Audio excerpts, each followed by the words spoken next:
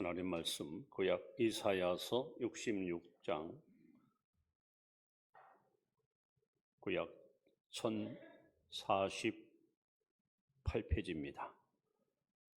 이사야 66장 2절 한 절만 보겠습니다. 우리 한 목소리로 함께 읽습니다. 나 여호와가 말하노라. 내 손이 이 모든 것을 지었으므로 그들이 생겼느니라. 물은 마음이 가난하고 심령이 통해하며 내 말을 듣고 떠는 자 그 사람은 내가 돌보려니와. 아멘. 옆에 분에게 인사합니다. 교태만 있어도 저게 큰 힘이 됩니다.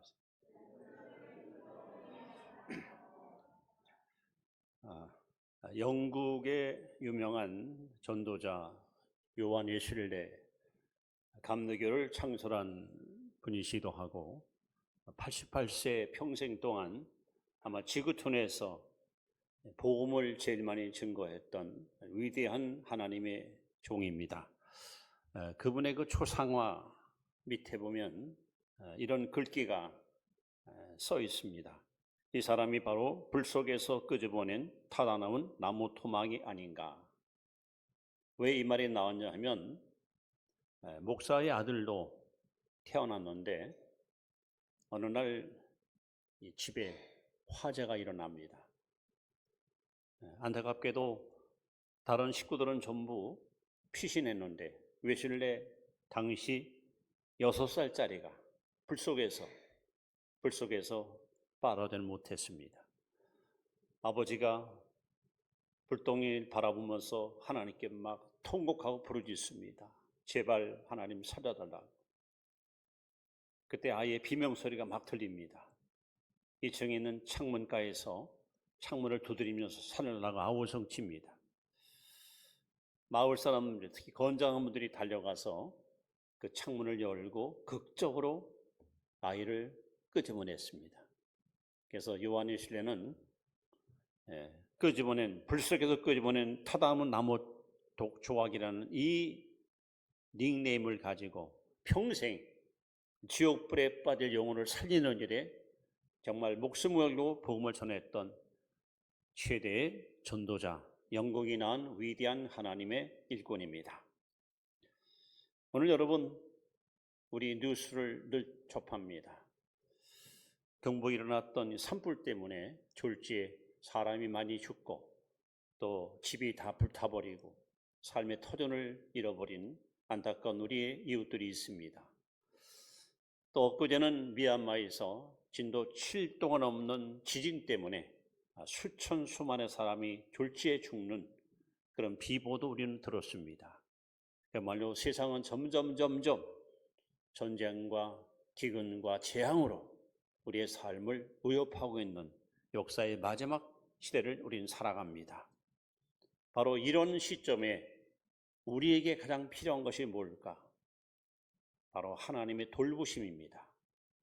여러분, 하나님께서 여러분의 삶을 이 모양 저 모양 항상 변함없이 돌봐 주실 줄로 믿습니다. 개인도 그렇고 우리 가정도 그렇고 교회도 그렇고 우리 민족도 그렇고 하나님이 돌봐 주셔야 됩니다. 하나님의 손길이 미쳐서 우리를 붙들어 줘야만 우리는 악한 세상에서 안전한 삶을 추구할 수 있습니다. 오늘 본문에 보시면 이 전능하신 하나님, 만물을 창조하시고 역사를 다스리시는 이 존귀하신 하나님이 과연 어떤 사람을 돌보실까? 누구를 돌봐주실까? 아무나 돌보는 것이 아닙니다. 오늘 본문에 보시면 하나님이 돌보는 사람은 이 사람이다 라고 성경에 정확하게 기록되어 있습니다. 자, 첫 번째, 하나님이 돌보는 사람은 누굴까요? 오늘 2절 하반절에 보시면 무릇 마음이 가난한 자입니다. 자, 마태복음 5장 3절 말씀, 우리가 너무 잘 아는 말씀입니다. 한번 같이 읽습니다. 시작. 심령이 가난한 자는 복이 있나니 천국이 그들의 것이며. 하나님이 돌보는 사람은 어떤 사람입니까? 마음이 가난한 사람입니다. 세상에서 예수 믿기 제일 힘든 사람이 누군지 아세요? 이 사람은 도저히 믿기가 너무 어려워요. 이미 성경에도 이미 나옵니다. 어느 날 부자 청년이 예수님께 나와서 아주 중요한 질문을 던집니다. 선생님, 내가 어떻게 하면 영생 얻습니까? 얼마나 여러분 진지한 질문입니까? 예수님께서 이 청년을 아시고 이렇게 말씀합니다. 가서 너의 소유를 다 팔아 가난한 자에게 나눠주고 그리고 나를 따르라 하십니다. 근데 이 청년은 너무 재산이 많아, 너무 돈이 많아요.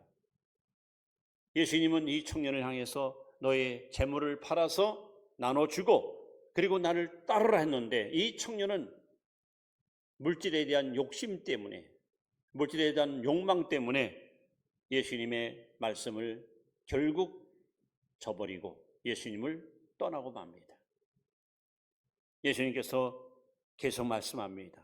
부자가 천국 들어가기가 약대가 바늘 끼우는 것보다 어렵다 그랬습니다. 마음이 부한 사람, 이 마음속에 욕망이, 이기심이, 욕심이 꽉 찬 사람들, 여러분 구원받기 쉽지 않습니다. 어떤 사람 하나님이 도우십니까? 오늘 성경은 말합니다. 마음이 가난한 사람. 이 가난하다는 말은요, 우리말로 표현하면 찢어지게 가난, 아무것도 없는, 누가 도와주지 않으면 살 수 없을 만큼 아주 비천한, 철저히 가난한 것을 의미합니다. 아무것도 없으니까 하나님 한 분만 바라볼 수밖에 없고 의지할 수밖에 없고 하나님께 도움을 청할 수밖에 없습니다. 특별히 여기 이 가난하다는 의미는 더 정확한 의미로 마음이 아주 낮아진 사람, 겸손한 사람을 의미합니다. 하나님은 베드로전서 5장 5절에 이렇게 말씀합니다. 하나님은 교만한 자를 대적하시고 겸손한 자에게 은혜를 주시느니라. 마음이 가난해야 하나님이 우리를 돌봐주시고 지켜주시고 이끌어주십니다. 성 어거스틴이 길을 지나는데 제자들이 질문을 합니다. 선생님, 우리가 갖춰야 될 덕목 중에서 가장 1순위가 뭡니까?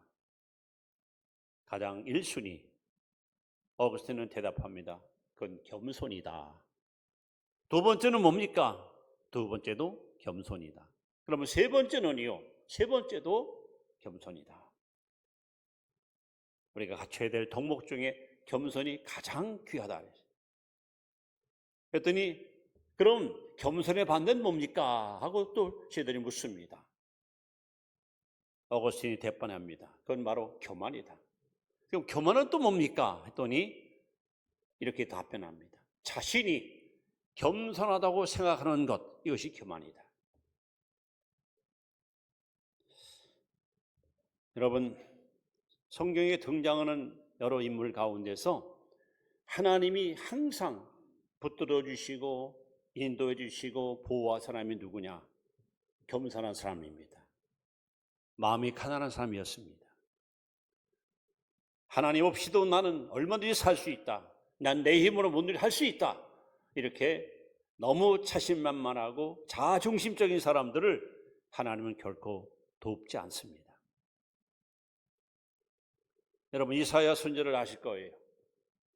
오시야, 요담, 아하스, 시스기야 왕 4명을 영적으로 지도했던 자문관입니다. 선지자에서 가장 위대한 대선지자입니다. 이 이사야가 우시야 왕이 죽던 해에 성전에 가서 기도합니다. 명색이 이 나라에서 최고의 영적 거성이었던 이사야가 하나님께 기도하다가 거기서 놀랍게도 하나님을 만나는데, 이사야가 만났던 하나님은 거룩하신 하나님이었습니다. 이 하나님을 딱 만나는 순간에 이사야가 입을 열고 이렇게 토해냅니다. 화로다, 나는 망하게 되었도다. 이제까지 이사야는 입을 열어서 수많은 사람들한테 하나님 말씀을 선포했고 많은 사람들한테 말씀을 증거했던 위대한 하나님의 종이었습니다. 그런 그가 하나님을 딱 만난 순간에 자신이 얼마나 추하고 부끄럽고 얼마나 더러운 인간인 것을 발견합니다. 이렇게 하나님 앞에 철저히 자기를 낮출 때 하나님은 바로 이들을 돌보십니다. 여러분, 베드로도 마찬가지입니다. 그가 주님을 처음 만날 때 베드로는 갈릴리 바다에 태어나서 30년 넘게 잔뼈가 굵고 어부로서 업을 삼았던 그야말로 아주 직업이 투철했던 인물입니다. 그런데 웬일일까요? 어느 날 밤새도록 그물을 던졌지만 한 마리 고기를 낚지 못합니다. 이런 새벽 허탈하게 빠진 베드로가 그물을 다 걷어들이고 이제 피곤한 몸이 끌고 집으로 가려는 한 찰나에 예수님께서 바닷가에 나타나셔서 베드로의 배를 빌려 그것을 강단을 삼고 해변에 모인 분들에게 주옥 같은 말씀을 증거합니다. 말씀을 다 마친 후에 베드로 보고 깊은 데 가서 그물을 내려 고기를 잡아라. 여러분, 베드로는 직업상 고기 잡는 데 아주 굉장한 전문가입니다. 예수님은 우리가 알다시피 목수입니다. 이 갈릴리 바다에 대해서만큼 누구보다도 지식이나 모든 경험에서 최고 실력을 지닌 사람이 베드로입니다. 그런데 베드로는 이렇게 답변하잖아요. 밤이 맞도록 수고해서 얻은 것이 없지만은 말씀에 의지하여 그물을 내리리라 했는데 그분이 찢길 만큼 어마무시하게 많은 고기를 낚게 됩니다. 그때 베드로의 태도를 보십시오. 예수님 발 앞에 엎드립니다. 그리고 이렇게 고백합니다. 주여, 나는 죄인입니다. 나를 떠나소서. 이때부터 주님은 베드로와 함께 했습니다. 자기를 낮추는 사람, 마음을 비운 사람, 심령이 가난한 사람. 여러분, 우리 마음속에 자꾸 욕심이 들어와서 그 욕심이 나의 영성을 흐리게 하고 마음을 갖다 어둡게 해서 하나님이 점점 희미하게 보인다. 이거 사실 영적으로 여러분 굉장히 손해보는 삶입니다. 여러분이 마음을 정말 가난하게 욕심 없이 마음을 비울 때에 하나님이 이런 사람들을 가장 가까이 하시고 바로 이런 사람들을 하나님은 철저히 돌보시는 분이 하나님이십니다. 그래서 오늘 성경은 하나님이 돌보는 사람은 누구냐 할 때 정확하게 말씀합니다. 마음이 가난한 사람. 여러분, 마음이 부유하면, 마음속에 뭔가 꽉 차 있으면 이미 하나님이 멀어지는 거예요. 하나님 관계가 벌써 여러분 벌어지는 거예요. 이런 사람들은 하나님의 돌봄이 쉽지 않습니다. 왜? 마음의 욕심이 삶의 목적이 되기 때문에. 여러분, 일생 동안 하나님께서 항상 곁에 계셔서 암탉이 병원을 품듯이 마치 눈동자같이 여러분 돌봄받기를 원하신다면 마음이 가난한 자가 되기를 바랍니다. 그래서 예수님께서 말씀하는 거예요. 심령이 가난한 자는 복이 있나니 천국이 저희 것이며 하나님의 나라는 마음이 가난한 자 속에 임하는 것입니다. 자, 두 번째, 하나님은 어떤 사람을 또 돌보실까요? 오늘 본문에 보시면은 이렇게 말합니다. 심령에 통회하는 자.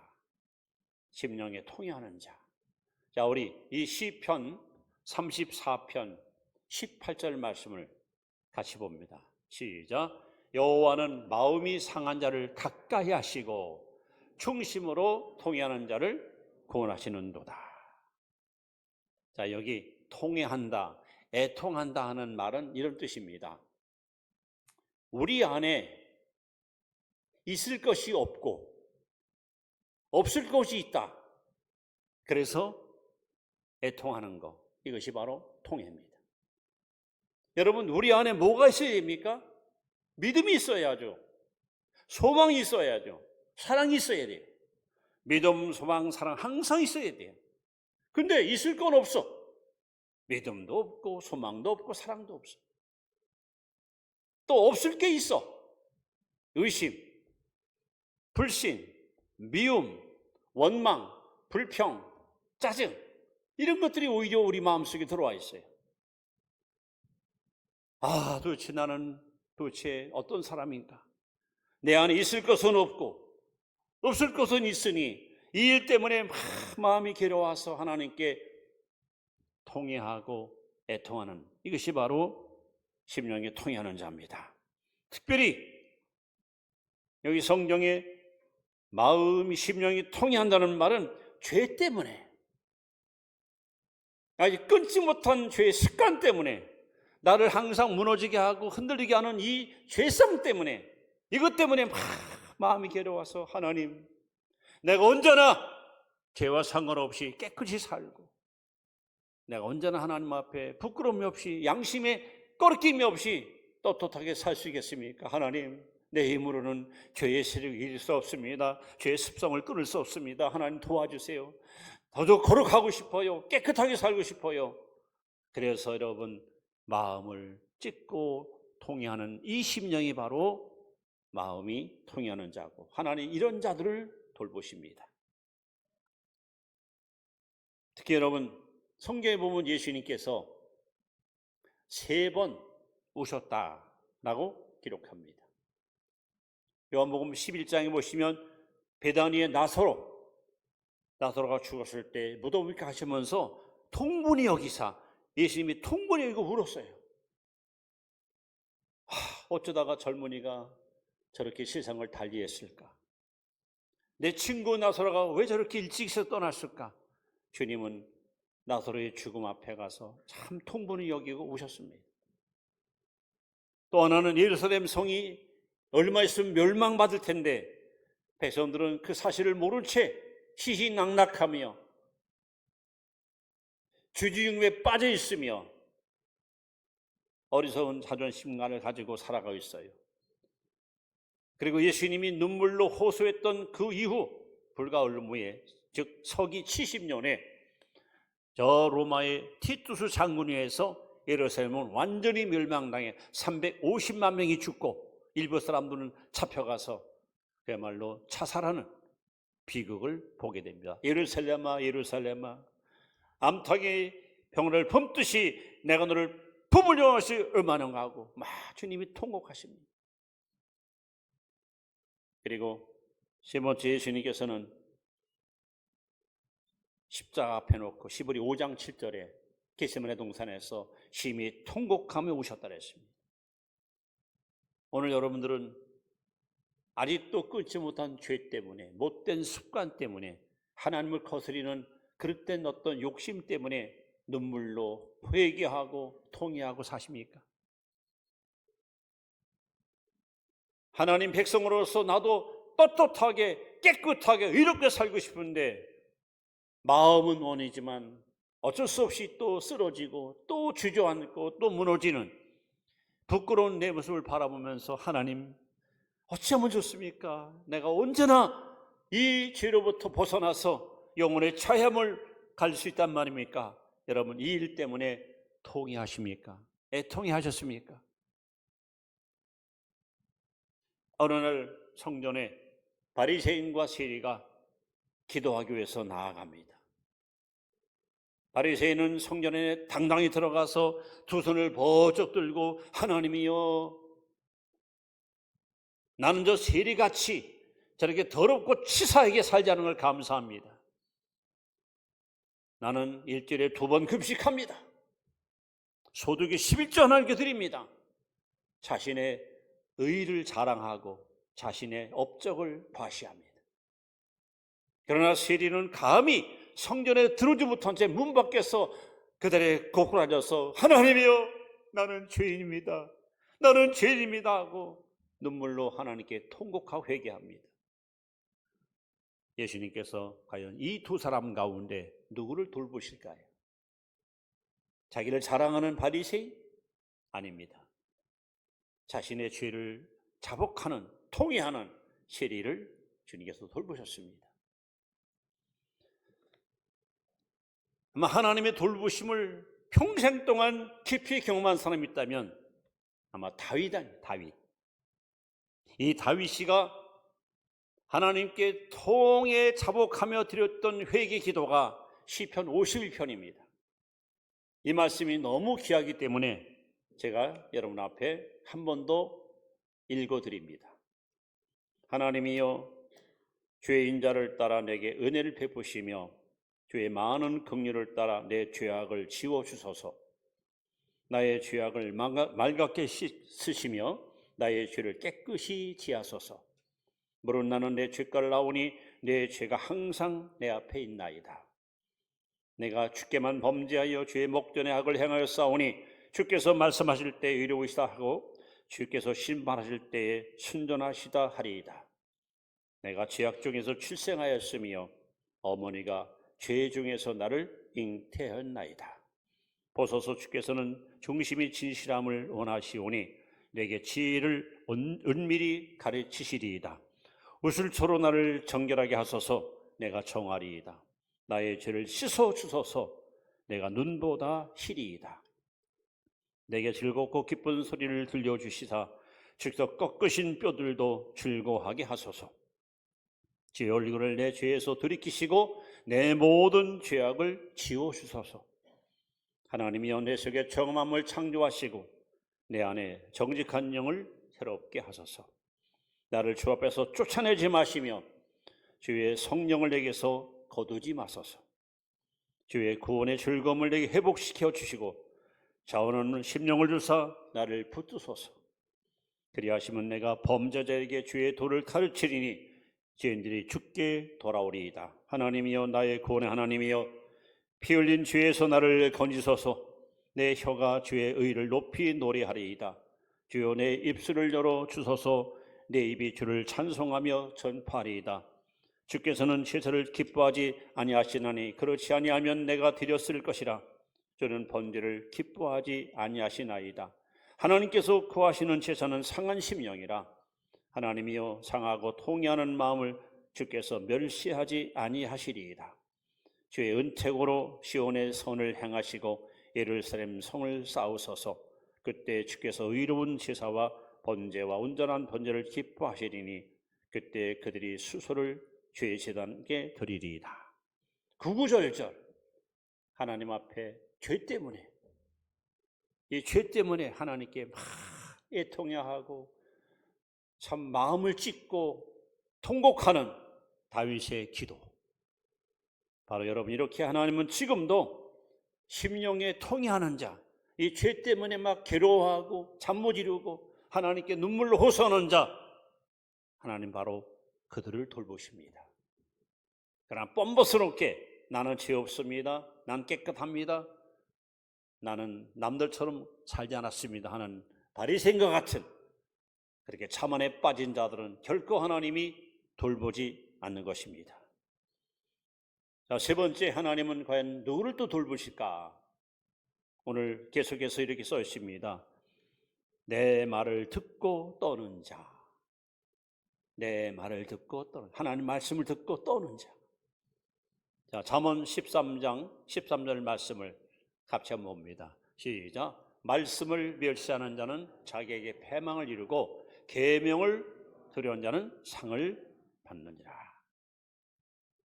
여러분, 야고비가 아버지도 속이고 형도 속이고 저 라반 외삼촌 집으로 도망갑니다. 아마 한 수백 리길을 도망가다가 너무 지쳐서 어느 들판에서 돌베개를 베고 잠을 잡니다. 근데 웬일입니까? 꿈에 사닥다리가 하늘에서 쫙 내려오고 천사들이 오르락 내리가면서 하나님의 음성이 들려옵니다. 나는 내 할아버지 아브라함의 하나님, 내 아버지 이삭의 하나님, 바로 너희 하나님이다. 내가 너와 함께 할 것이고 너를 지킬 것이며 내가 어디를 가든지 너를 돌볼 것이니. 야곱은 깜짝 놀라 그 자리에 일어나서 이렇게 말합니다. 두렵도다. 두렵도다. 하나님은 성전에만 계신 줄 알았어요. 근데 들판에서 돌베개를 사는 야곱에게 찾아오셔서 어디 가든지 너와 함께 할 것이고 너를 지킬 것이고 너와의 약속을 이룰 때까지 결코 너를 떠나지 않겠다 하고 말씀을 주십니다. 야곱은 입을 열어서 두렵도다. 이것이 바로 하나님이 계신 것이로구나. 하나님만이 하나님이 나의 하나님이 되시고 나의 가는 길을 인도해 주시고 내가 원하는 바를 이루어 주신다면 이 돌베개였던 이 돌을 기초 삼아 여기다 주의 성전을 짓고 소득의 11조를 하나님께 드릴 것이고 평생 하나님을 섬겼습니다 하고 야곱이 하나님께 소원을 합니다. 그리고 하나님은 그 약속을 끝까지 이행하시고 야곱에게 놀라운 축복을 부어주십니다. 여러분, 우리가 하나님 말씀을 들을 때에 건성으로 들으면 안 됩니다. 아마 성경에 등장하는 여러 사건 가운데 느헤미야 8장에 보시면 그 수문학 광장에서 오전 6시에 수많은 무리가 몰려와서 하나님의 음성에 귀를 기울이고 있습니다. 포로로 잡혀갔던 박사 에스라가 14년 전에 먼저 귀국해서 성경 말씀을 열심히 연구하고 열심히 공부하다가 백성 앞에서 율법책을 딱 핍니다. 수많은 무리들이 성경을 펴는 순간 자리에서 벌떡 일어납니다. 그리고 한 구절 한 구절 하나님 말씀을 낭독합니다. 그때마다 백성들이 말씀을 듣는 순간 아멘, 아멘, 아멘 하고 막 가슴을 치고 말씀대로 살지 못한 것을 회개하고 하나님 말씀대로 순종 못한 것을 회개하면서 온 무리들이 하나님 말씀을 듣는 가운데 심령의 부흥이 일어납니다. 아마 성경에 가장 건전한 부흥운동이 있다면 바로 이 수문학 광장 심령 부흥운동입니다. 오늘 여러분, 우리가 하나님께 나와서 말씀을 들을 때 이 말씀을 건성으로 듣지 않고 흘려버리고 듣지 않고 정말 두려운 마음으로 이 시간 하나님이 나에게 말씀하시는구나, 떨리는 마음으로 말씀을 받아야 해요. 하나님 바로 이런 사람들을 돌보십니다. 이런 사람들과 함께 하십니다. 이런 사람을 통해서 하나님은 큰일을 행하십니다. 신약에 보시면 여러분 고넬료 아시죠? 온 가족과 친지를 다 불러놓고 이 베드로 사도가 오기를 고대하다가 드디어 사도가 자기 집에 들어올 때에 사도행전 10장 33절에 베드로 이 고넬료의 고백이 나옵니다. 오셨으니 잘하였나이다. 이제 우리는 주께서 당신의 명하신 모든 말씀을 듣고자 하여 다 하나님 앞에 있나이다. 이렇게 말씀을 듣고자 사모하고 갈망하고 고대할 때에 베드로가 그들에게 하나님 말씀을 전했더니 어떤 일이 일어났을까요? 사도행전 10장 44절에 이렇게 기록해 있습니다. 말씀 듣는 모든 자들에게 성령이 임하니라. 오늘 이 시간 여러분에게도 이 은혜가 임하기를 축원합니다. 이거 와서 여러분이 예배 드릴 때마다 말씀을 들을 때마다 성령이 우리에게 임하여서 이 말씀이 마음속에 모처럼 깊이 박혀서 이 말씀에 이끌려서 날마다 믿음으로 승리하는 그런 복된 성도들이 되시기를 축원합니다. 우리가 사는 세상은 앞으로 점점 더 힘들고 어려운 일이 많이 있을 겁니다. 끊임없는 재앙과 재난이 우리를 힘들게 할 겁니다. 정말 우리가 사는 이 마지막 때에 우리에게 필요한 것은 하나님의 돌보심입니다. 하나님이 여러분 돌봐줘야 돼요. 건강도 하나님이 지켜줘야 되고 마음도 지켜줘야 돼요. 믿음도 지켜줘야 돼요.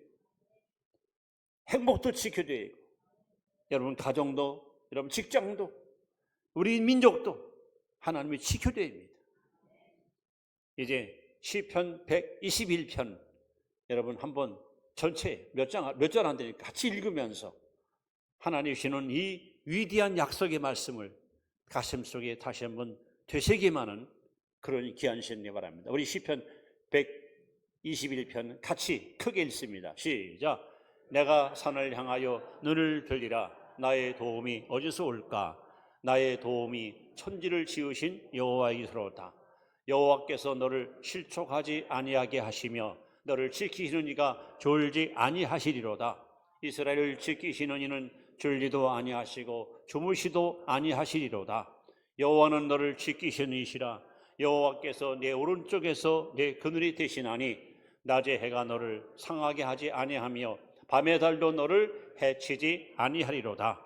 여호와께서 너를 지켜 모든 환난을 면하게 하시며 또 내 영혼을 지키리로다. 아멘. 여호와께서 너의 출입을 지금부터 영원까지 지키시리로다. 할렐루야. 기도합니다. 하나님,